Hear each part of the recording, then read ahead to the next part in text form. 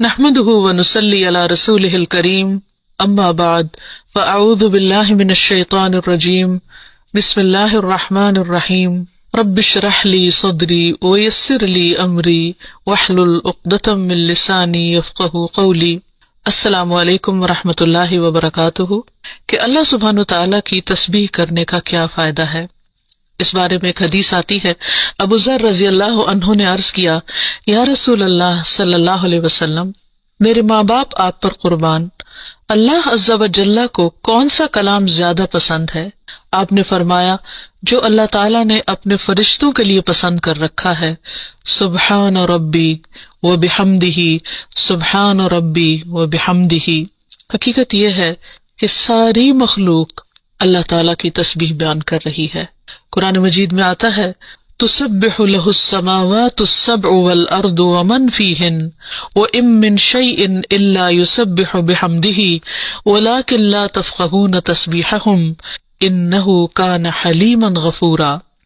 ساتوں آسمان اور زمین اور جو کچھ ان میں ہے سب اس کی تسبیح کر رہے ہیں، بلکہ کوئی بھی چیز ایسی نہیں جو اس کی حمد کے ساتھ اس کی تسبیح نہ کر رہی ہو، لیکن تم ان کی تسبیح کو سمجھتے نہیں، کیونکہ ہر ایک کا اپنا اپنا انداز ہے۔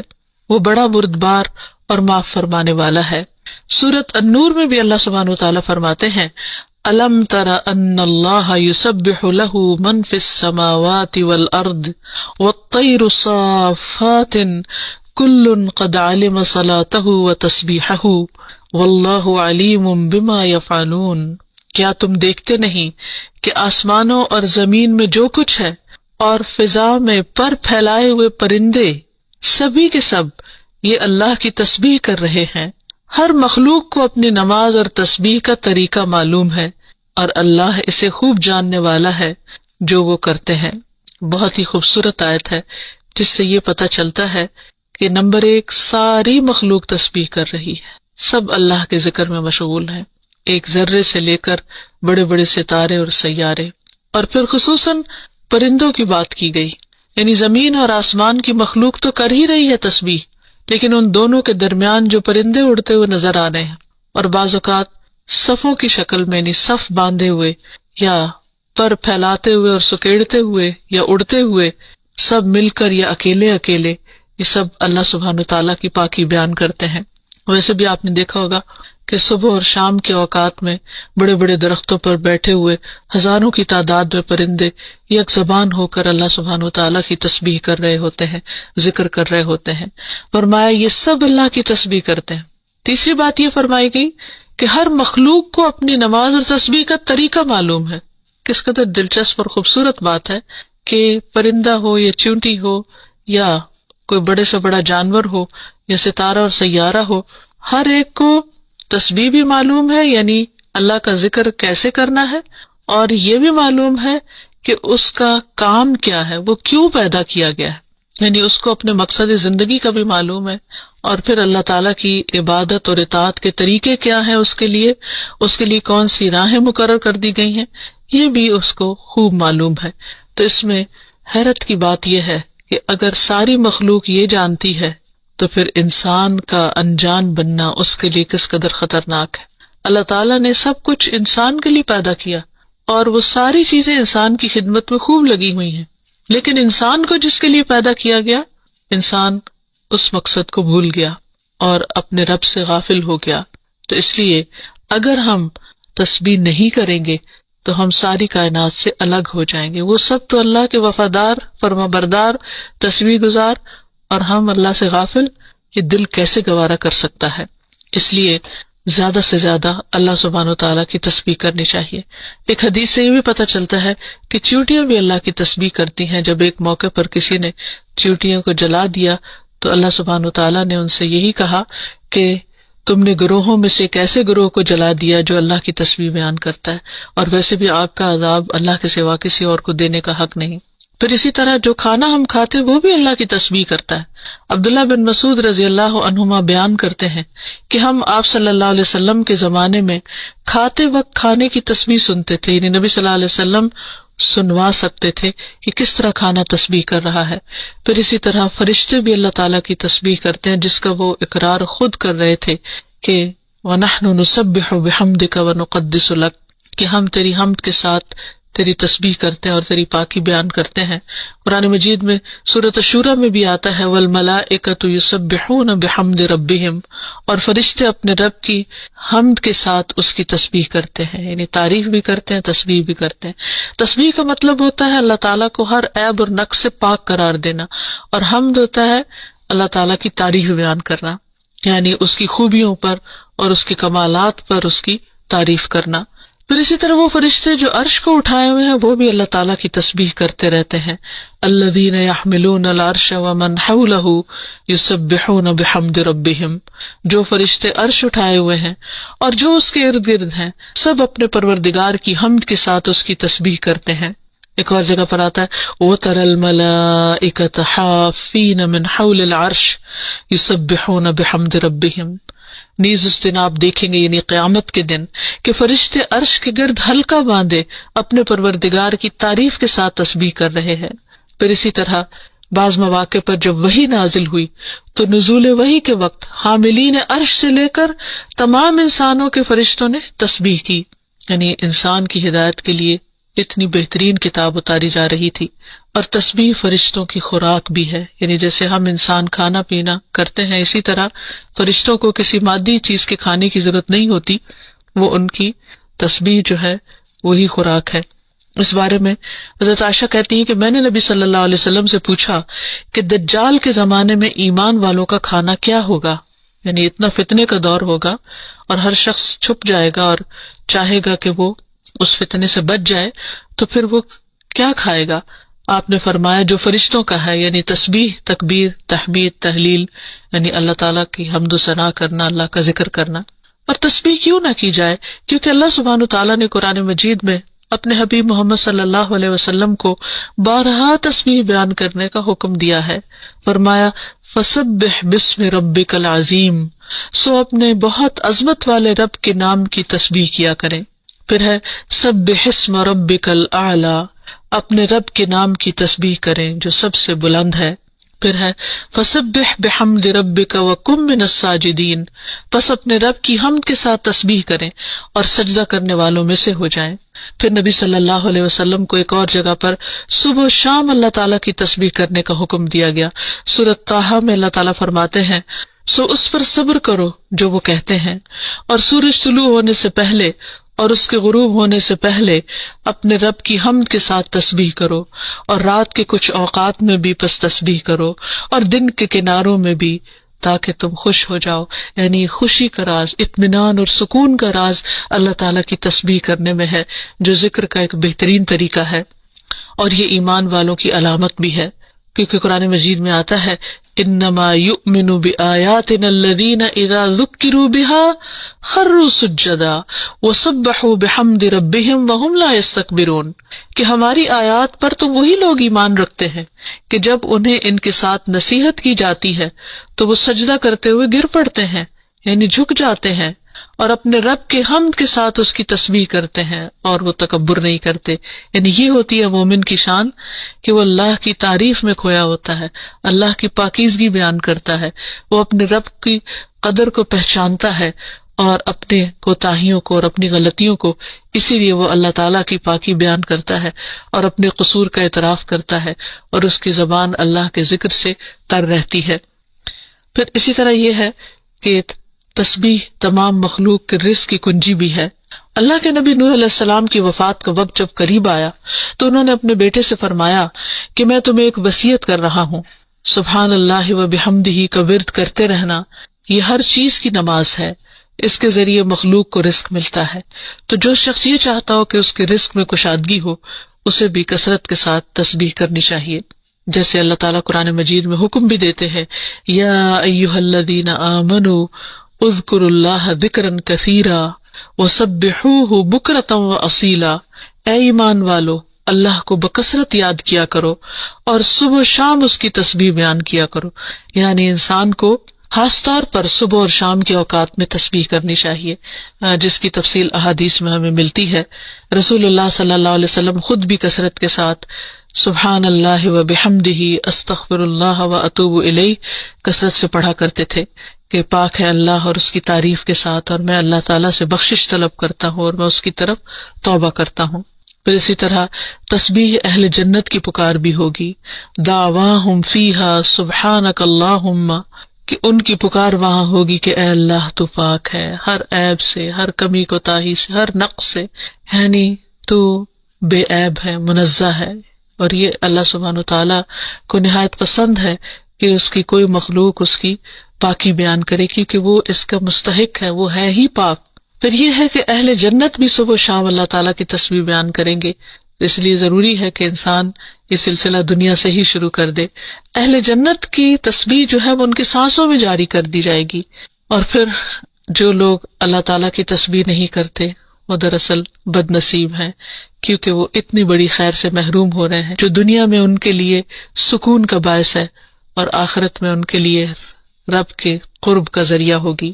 تسبیح کے لیے جو الفاظ استعمال ہوتے ہیں اس میں سبحان اللہ و بحمدہ، سبحان ربی الاعلی، سبحان ربی العظیم، یہ تمام کلمات جو ہیں یہ تسبیح کے ہیں۔ اس کے علاوہ ایک اور حدیث سے ہمیں پتہ چلتا ہے، سمرہ بن جندب کہتے ہیں کہ رسول اللہ صلی اللہ علیہ وسلم نے فرمایا، اللہ کے نزدیک سب سے زیادہ محبوب کلمات 4 ہیں، سبحان اللہ والحمد للہ ولا الہ الا اللہ واللہ اکبر، اور تمہیں اس میں سے کسی بھی کلمے سے شروع کرنا نقصان نہ دے گا، یعنی پہلے الحمدللہ بھی کہہ سکتے ہیں یا سبحان اللہ پہلے کہہ سکتے ہیں، لیکن یہ اللہ تعالیٰ کے نہایت پسندیدہ ترین کلمات ہیں۔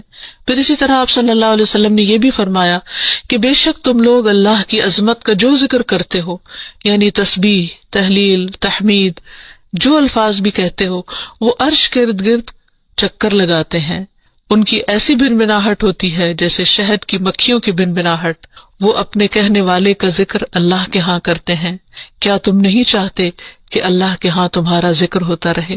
تو اس سے پتہ چلتا ہے کہ انسان اگر یہ چاہتا ہے کہ اللہ سبحانہ وتعالیٰ کے ہاں اس کا ذکر ہو تو اس کو چاہیے کہ دنیا میں وہ کثرت کے ساتھ تسبیح کرے، کیونکہ یہ اس کے لیے تمام چیزوں سے بہتر ہے۔ تسبیحات کا پڑھنا تمام چیزوں سے بہتر ہے۔ ابو ہریرہ کی روایت میں آتا ہے کہ رسول اللہ صلی اللہ علیہ وسلم نے فرمایا، سبحان اللہ والحمد للہ ولا الہ الا اللہ واللہ اکبر، کہ اللہ پاک ہے اور سب تعریفیں اسی کے لیے ہیں، اللہ کے سوا کوئی معبود نہیں، اور اللہ سب سے بڑا ہے۔ یہ کہنا میرے نزدیک ہر اس چیز سے محبوب ہے جس پر سورج طلوع ہو، یعنی بڑے بڑے سونے چاندی کے ڈھیر سے بھی زیادہ پسندیدہ تھا نبی صلی اللہ علیہ وسلم کے نزدیک ان کلمات کا ذکر کرنا، ورد کرتے رہنا۔ پھر اسی طرح یہ کلمات جو زبان پر بہت ہلکے ہیں اور میزان میں بہت بھاری ہیں اور الرحمن کو بہت ہی پیارے ہیں، وہ ہے سبحان اللہ و بحمدہ، سبحان اللہ العظیم۔ پھر ایک بار تسبیح پڑھنے سے زمین و آسمان بھر جاتا ہے۔ رسول اللہ صلی اللہ علیہ وسلم نے فرمایا، طہارت نصف ایمان کے برابر ہے، اور الحمدللہ کہنا میزان کو بھر دیتا ہے۔ سبحان اللہ اور الحمدللہ کہنے سے زمین و آسمان کے درمیانی فضا بھر جاتی، یعنی کتنا فاصلہ ہے زمین و آسمان کے بیچ کا، لیکن انسان کیا اس کے لیے بھی اس کو کچھ مشکل ہے کہ اللہ سبحانہ و تعالیٰ کی محبت کے ساتھ پاکی بیان کرے اور تسبیح کرے، جس کا ریوارڈ اتنا بڑا ہے اس کے لیے۔ آج دنیا میں انسان کو وہ نظر نہیں آتا، لیکن کل قیامت کو انسان ایک ایک نیکی کا محتاج ہوگا تو وہاں اس کو اس کی قدر آئے گی۔ اس لیے بہتر ہے کہ آج اپنے لیے انسان ذخیرہ اور سرمایہ اکٹھا کر لے۔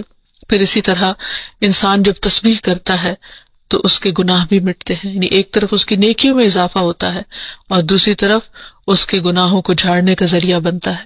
انس رضی اللہ عنہ کہتے ہیں کہ رسول اللہ صلی اللہ علیہ وسلم ایک ایسے درخت کے پاس سے گزرے جس کے پتے سوکھ چکے تھے، آپ نے اس پر لاٹھی ماری تو اس کے پتے جھڑنے لگے، پھر آپ نے فرمایا، الحمدللہ وسبحان اللہ ولا الہ الا اللہ واللہ اکبر سے اسی طرح گناہ جھڑتے ہیں جس طرح اس درخت کے پتے جھڑے ہیں۔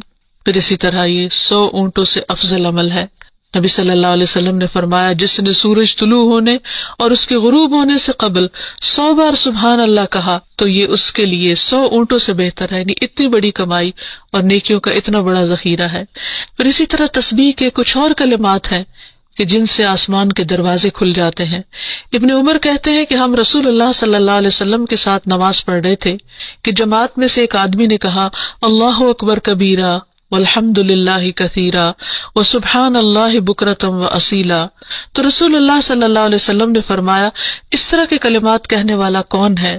جماعت میں سے ایک آدمی نے عرض کیا اے اللہ کے رسول میں ہوں۔ آپ نے فرمایا کہ مجھے تعجب ہوا کہ اس کے لیے آسمان کے دروازے کھولے گئے۔ ابن عمر فرماتے ہیں کہ میں نے ان کلمات کو پھر کبھی نہیں چھوڑا جب سے اس کے بارے میں نے رسول اللہ صلی اللہ علیہ وسلم کو یہ فرماتے ہوئے سنا، کیا کہ اس شخص کے لیے آسمان کے دروازے کھول دیے گئے، یعنی ان کلمات کے پڑھنے کی وجہ سے۔ پھر تسبیحات کا پڑھنا جنت میں درخت لگانے کا سبب بنتا ہے۔ پھر اسی طرح انسان کے تمام جوڑوں کا صدقہ ہر روز اس پر واجب ہو جاتا ہے، اور یہ تسبیحات اس کے لیے ہر جوڑ سے صدقے کا باعث بنتی ہیں۔ پھر یہ ہے کہ تسبیحات عمر میں اضافے کا ذریعہ بھی بنتی ہیں۔ نبی صلی اللہ علیہ وسلم نے فرمایا اللہ کے نزدیک اس مومن سے افضل کوئی نہیں جسے حالت اسلام میں لمبی عمر دی گئی ہو، اس کی تسبیح و تکبیر اور تحلیل کی وجہ سے۔ پھر اسی طرح انسان کے لیے یہ تسبیحات محرومی سے بچاؤ کا ذریعہ بھی ہیں۔ رسول اللہ صلی اللہ علیہ وسلم نے فرمایا کچھ دعائیں ایسی ہیں جن کو 100 مرتبہ پڑھنے والا کبھی محروم نہیں ہوتا۔